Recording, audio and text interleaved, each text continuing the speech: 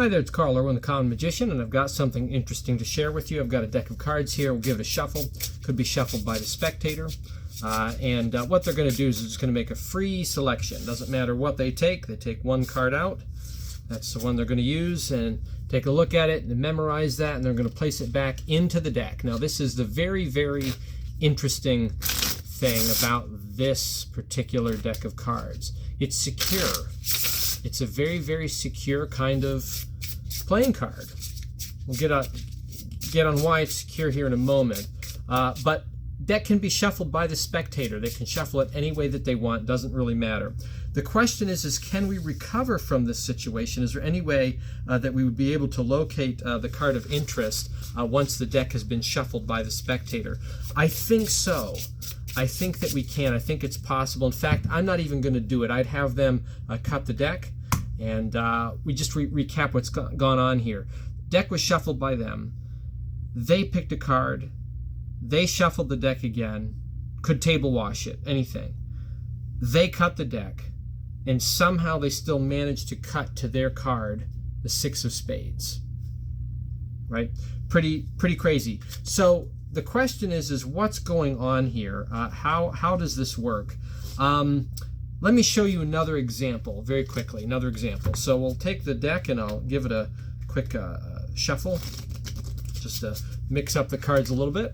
And what we're going to do is very, very simple. I'm going to call what I'm cutting to. I'm going to cut to the three of diamonds. Three of diamonds. I give the deck a cut, and I instantly cut from dead cut from the table. Remember that, to the three of diamonds. There it is. So what is this? This is a Copag deck of cards, and these are the Copag Elite 100% plastic playing cards. And I've been messing around with these types of cards for a while. I had a few different designs. I had this sort of back design, and then I also had this kind of inverted, can't see that one there, this kind of inverted version of the same back design. Right? These are the elite ones. They actually are jumbo face with this sort of inverted paisley sort of design on it.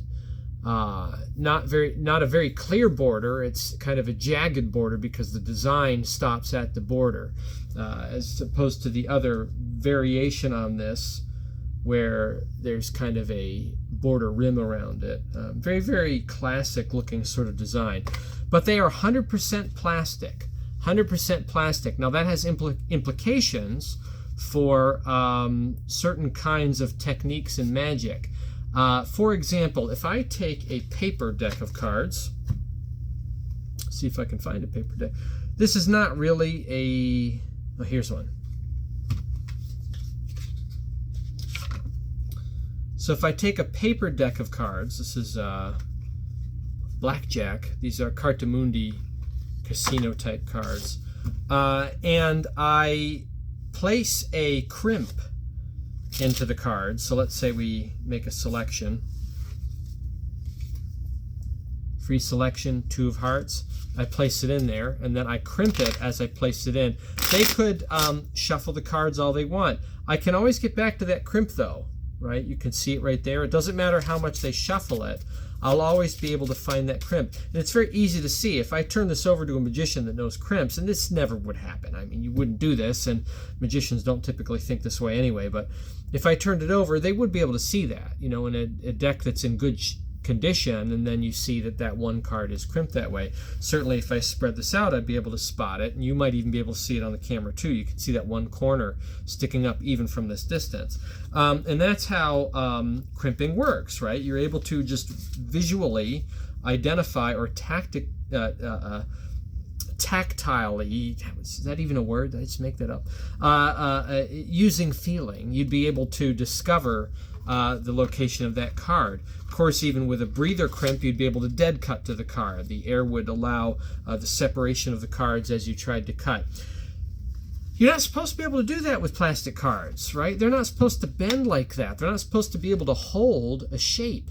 I can bend the card over like that, and then I let it go, and it goes flat again, right? It lays completely flat. These cards lay absolutely flat on a flat surface. There is no air between the cards. They lay one to the next, to the next, to the next, all the way down. There's no bowing, there's no warping, there's no bending over time. They're incredibly rigid. I mean, they're flexible, but they have a rigidity. They come back to their shape all the time, every time. You can't really crimp them. They're supposed to be secure in that way. And because of that, I've resorted to doing a number of other kinds of things with these kinds of cards. If I need to do a key card sort of a situation, right, I would have a card selected, 6 of diamonds. I would have it returned to the deck in this way, right, and then I would shuffle, right, and then I would, you know, you could spread, and you certainly can't identify. Everything's fair about this. But yet I would still be able to cut to that card, right, using a double thick key. So this is the guarantee card that's been pasted to another guarantee card of this same back design, and I can use this as a double thick key. And it sits inside the deck perfectly square, but it means that I have to have that card. I have to keep that with the deck. You can do more permanent sorts of crimps, but if I want to leave the deck in normal condition, I'm not supposed to be able to crimp these cards, but I have found that you can. And the reason why it works has to do with the fact that the cards lay absolutely flat all the time. So think about this. If the cards lay perfectly flat all the time, if they're very, very stable in their design, then the smallest alteration would be seen. I'm talking about the kind of crimp that is a half to a smaller fraction the size or depth of a crimp with paper cards. So small, but yet it would stand out because the cards lay so perfect, right? So let's demonstrate very quickly. If I spread, take a card out, can take a look at it, 7 of hearts. When I place it back into the center, I'm going to place my crimp like I normally would, but I'm going to really give it the business here. I'm going to take this corner and I'm going to bend it back as I close it in. I bend it back against the knuckles right here as I try not to show this, right, and try to do it quickly. But I bend the corner back against the upper edge here, and I want to get a pretty good bend, very solid, almost a 90-degree to 180 turnaround on that against the deck as I close it in. And now you see it does create a crimp. It does create a crimp. And this could be shuffled by the spectator and lost. Nobody would see it. Very important as you practice with this kind of thing with these kinds of cards, you don't want to crease it. If you crease it, you really can ruin the cards. Just as you would with regular cards, you could ruin these, but probably in a more destructive way. But nonetheless, now if I spread these out, the fact that the cards lay absolutely perfectly flat means that the slightest little change right here is something that I can see. It's so much smaller than a normal crimp because of the design of the cards and the rigidity of them. But I can see it because all the other cards are so perfectly flat. And there it is. I don't even really have to rub this out. I could lay this right down and it's not something you can see because it is just so... It's so insignificant, the bend that's been put in that. And of course, it can be removed fairly easily. And it should spring back out over time as well, just because it is a full 100% plastic design. If I place this back into the deck and square it up, you see that that crimp is gone, right? You can't find that anymore. The other type of crimp, I shuffle and I peek the top card as 3 of clubs. As I square this up, normally I would lay a bridge like this, top card 7 of spades. I would lay a bridge by gathering and then squeezing on the top section of cards to give kind of a bow. And now if I juxtapose that against the bottom half of the deck, right, a couple cuts from the bottom to the top, I can let this sit square on the table, absolutely square on the table, and I can easily dead cut to that bridge, right, which is my card. You can't really do that with these kinds of cards, or these 100% plastic cards. But if when I square, again we're going for 3 of clubs, when I square, if I just take the 1 card and I squeeze back and I give it a really good crease, not a crease, but a good bend, kind of a pinch right here between the thumb and the first finger, just on the one side, that is sufficient enough, and it needs to be close to the end, not in the middle where you normally put a bridge, but close to the near side, just a little squeeze right there, a little pinch. If I now juxtapose that with the bottom of the deck, I now also have a crimp that I can get back to. Now this will not respond as well, I have found, to dead cutting.